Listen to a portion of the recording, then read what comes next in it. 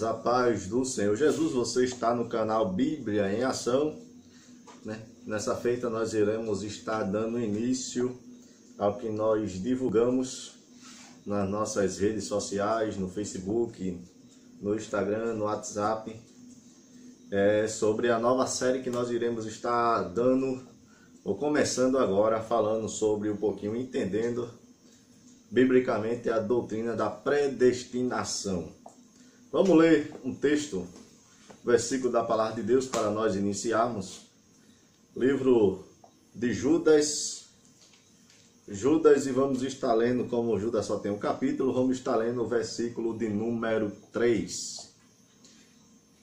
Diz assim a palavra de Deus: Amados, procurando eu escrever-vos com toda a diligência acerca da comum salvação, tive por necessidade escrever-vos e exaltar-vos a batalha pela fé que uma vez foi dada aos santos. Temos aí Judas, ele escrevendo no seu livro, ele diz que, amados, procurando eu escrever-vos com toda a diligência, ele disse que acerca da salvação, ele diz que teve por necessidade também escrever e exaltar os irmãos a batalhar pela fé, que uma vez foi dada aos santos. De antemão, como introdução da nossa série, da nossa aula, quero logo de antemão avisar que eu, particularmente, eu não sou nem arminiano, nem sou calvinista. Eu fico com as escrituras, o que a palavra de Deus, ela nos ensina. Eu quero apenas trazer aqui um estudo apologético, que esse é o objetivo, do nosso canal, do meu estudo aqui que estou trazendo para vocês, sobre o que a Bíblia diz sobre a predestinação no ponto de vista bíblico, no ponto de vista do que a Bíblia está falando. Então eu aqui não estou defendendo nem o lado de ponto de vista arminiano, nem o ponto de vista calvinista. Nós vamos estar vendo o que a Bíblia ela diz, o que a Bíblia está falando, sobre esse assunto que é sobre a salvação e que envolve aí a área da soteriologia, que é a área da salvação.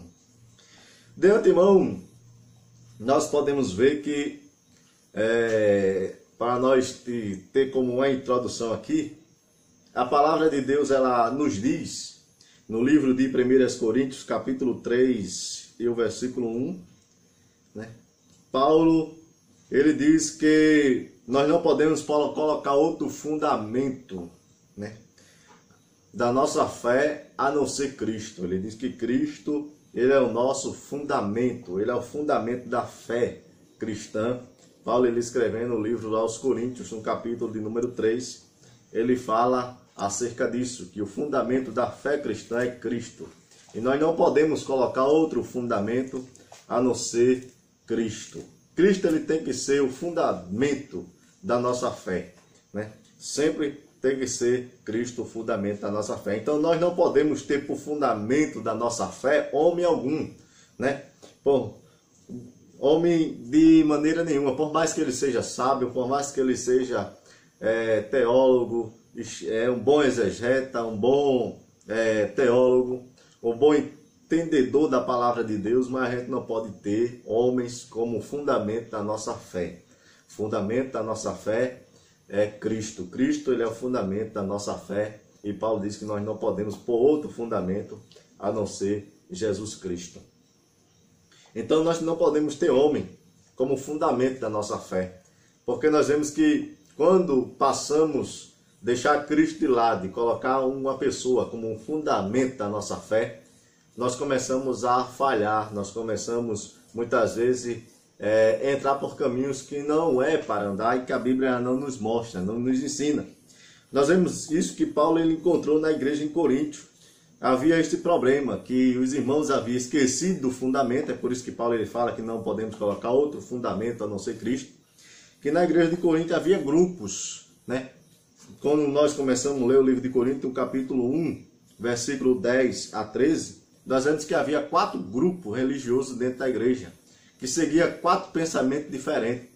E o grupo da onde nós vemos, havia um grupo que era o grupo do apóstolo Paulo, que era o fundador da igreja, que eles defendiam Paulo, davam ali tudo por Paulo, né, estavam prontos para defender o apóstolo Paulo.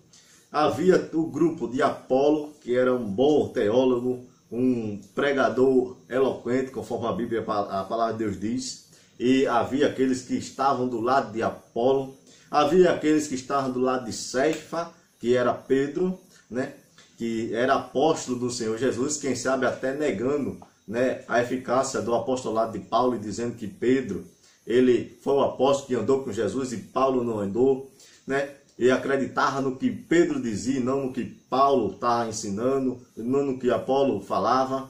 E havia um grupo que dizia: eu nem sou de Paulo, eu nem sou de Céfa, eu nem sou de Apolo. Ele dizia: eu sou de Cristo. E conforme nós vemos a Bíblia Sagrada, era o pior que tinha, era o pior grupo que tinha, era aquele que dizia que eu sou de Cristo, porque eles diziam que era de Cristo, mas na verdade fazia tudo errado. Então, não podemos ter partidarismo dentro da igreja. Isso é, eu não posso dizer: eu sigo o teólogo fulano de tal, eu sigo o pastor fulano de tal, eu acredito em fulano de tal, né? O que ele fala é verdade, o que ele fala eu acredito, né? O que ele fala, né, tem isso e aquilo outro. A gente não podemos ter por base alguma teólogo ou homem algum, por mais que ele seja um bom estudador da palavra de Deus, nós não podemos ter por base ninguém. A base da nossa fé, Cristo, é a palavra de Deus. Nós devemos ter por fé e por base a palavra do Senhor Jesus Cristo de Nazaré. Então, os considerados, né, pais da igreja, eles sempre combateram, né? Sempre combateram partidarismo, né? Esse negócio, quando havia partido, quando havia algo que concernente questões religiosas, eles sempre combatiam isso, esses partidarismos, né? Os apologistas, como Justino, segundo Platão, que ele era seguidor de Platão, Justino seguidor de Platão, e ele se converteu ao cristianismo e se tornou o primeiro apologista que nós conhecemos na história do cristianismo, Justino. Tertuliano de Cartago, que foi o primeiro teólogo a escrever obras no idioma latim, né? Nós vemos Clemente de Roma, Inácio de Antioquia, Papias. Todos esses homens se levantaram para defender a fé cristã. São homens conhecidos, considerados pais da igreja, né?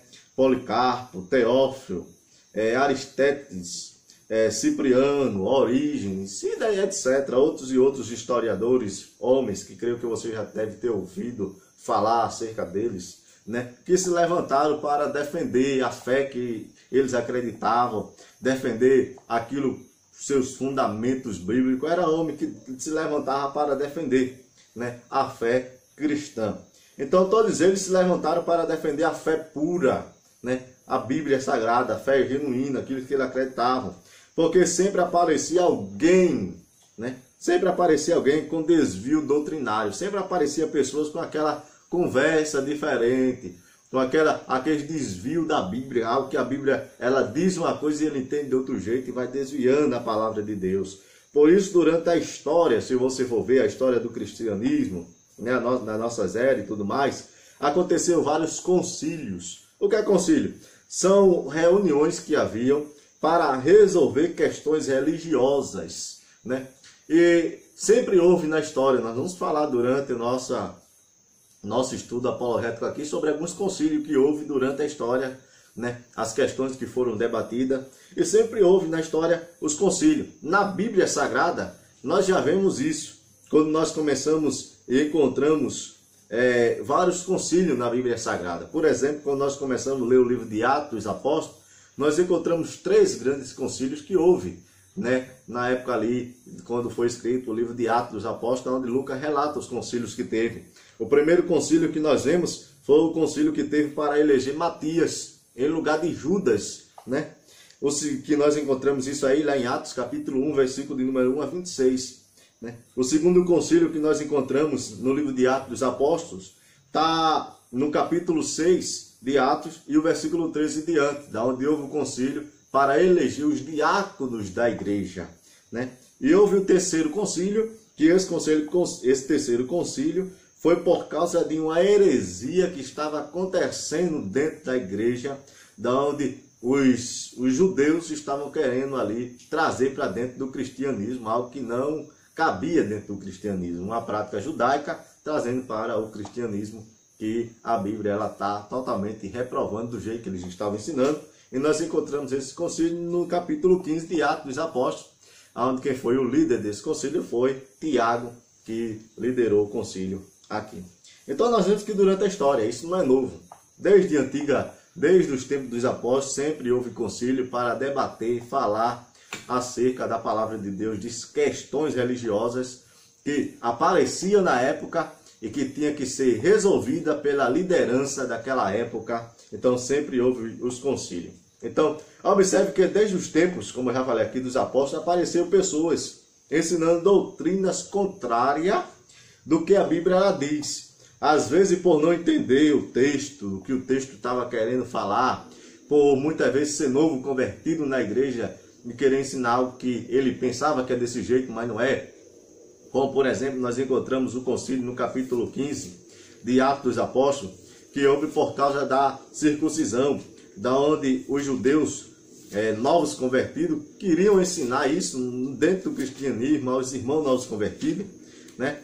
Que para a pessoa ela ser salva, ela tinha que ser circuncidada. Isso nós vemos no capítulo 15 de Atos, versículo 1, né? Que diz assim, ó, então alguns que tinham descido da Judéia ensinavam assim aos irmãos: se vós não circuncidades, conforme o uso de Moisés, não podeis salvar-vos. Isso é, vocês não podem ser salvos, né? Aí você vê aí que tendo tido Paulo e Barnabé numa pequena discussão, uma contenda contra eles, resolveram-se que Paulo e Barnabé e alguns dentre eles subissem a Jerusalém, os apóstolos e os seus anciãos, sobre aquela questão. Que questão? A questão que estava acontecendo dentro da igreja, que estavam ensinando sobre acerca da circuncisão. Se o cristão ele não fosse circuncidado, ele não podia ser salvo, porque a lei de Moisés exigia na antiga aliança que a pessoa que aceitasse a Jesus, ela tinha que ser circuncidada. Isso é, na época dos hebreus, se uma pessoa ela não fosse da linhagem hebreia, né, se ela quisesse fazer parte do povo hebreu, ele tinha que ser circuncidado, aí ele era considerado um hebreu. E todo hebreu, criança que nascia, né, a partir dos 7 anos de idade, ele tinha que ser circuncidado, né? Ele tinha que ser circuncidado. E isso é uma prática que Deus ele fez uma aliança com Abraão, né? E o povo hebreu sempre faziam isso, né? Mas no Novo Testamento eles queriam aplicar isso também aos novos convertidos, aos crentes que estavam iniciando no seu cristianismo, né? Estavam querendo ensinar isso. Então, fora os concílios de Atos dos Apóstolos, nós encontramos vários outros concílios, né? Nós encontramos vários outros concílios que nós iremos deixar para falar mais um pouco avante, né? Mas observe que sempre houve durante a história pessoas, né, que entendiam um versículo de uma forma, né, e queriam ensinar daquele jeito, quando a Bíblia não está dizendo isso. Como por exemplo, que nós encontramos aqui no concílio em Atos capítulo 15. Então sempre houve essa questão, então sempre houve essas reuniões para debater, para falar, ver se isso é bíblico, se não está na Bíblia, né? Se a Bíblia ela ensina assim, se não ensina. E se não ensina, logo aquele ensino é abolido, é tido como uma heresia, e a igreja ela não pode pregar sobre aquilo ali, ensinar aquilo ali, porque não está na Bíblia Sagrada. Então, sempre houve durante a história concílios, né? Falamos aqui dos concílios que houve dentro do livro de Atos dos Apóstolos, né? Então, nós vemos que nós iremos estar dando continuidade no próximo vídeo e iremos estar falando de alguns concílios importantes que houve dentro da nossa história, na nossa era, né? Como o concílio de Nicéia, nós vamos falar na próxima aula, o concílio de Constantinopla, que nós iremos estar falando na próxima aula. Vamos falar um pouquinho também do concílio de Calcedônia, o segundo concílio que houve em Constantinopla. E aí nós vamos estar falando desses concílios na próxima aula. E vamos falar o que foi resolvido nesses concílios. Porque tiveram que, os pais da igreja, ou a liderança dessas épocas aqui, tiveram que se reunir, porque houve esses concílios. O que foi debatido nesses concílios, né? O que foi debatido no concílio de Nicéia? Qual foi a questão que foi levantada lá que precisou os líderes se reunir para ver se aquilo ali era bíblico ou não era, né? O que foi definido, o que ficou ali, o que aconteceu lá no concílio de Éfeso, né? O que aconteceu lá, o que foi debatido lá, o que foi ensinado lá, o que foi tido como bíblico ou não, se era uma heresia, se não era, né? O que ficou decretado nesses concílios. Então nós vamos ver na próxima aula, né? Aqui nós trouxemos só uma introdução para você entender um pouco o que a gente vamos estar estudando, né? Entendendo um pouquinho. Para falar de predestinação, a gente tem que voltar um pouquinho na história, entender um pouquinho, né, por que a gente está falando isso aqui, e vamos estar entendendo ao pouco ao decorrer da história. Como eu já falei, não estou aqui defendendo nem arminiano, nem calvino. Não estou defendendo aqui nenhum ponto de vista. Aqui eu estou defendendo a Bíblia Sagrada, é o que ficou decretado na Reforma Protestante, é o que diz lá na Lutero, ele falou, né? Sola as escrituras. Então, eu fico só com as escrituras. O que as escrituras ela diz, eu fico com o que ela diz. Amém? Que Deus abençoe, né? Eu espero você na próxima aula, que nós iremos estar falando um pouco, né, sobre alguns concílios que houve na história. Vamos estar aprendendo um pouco aqui. Espero que você vá gostando, porque a gente vai começando devagar para chegar onde a gente quer.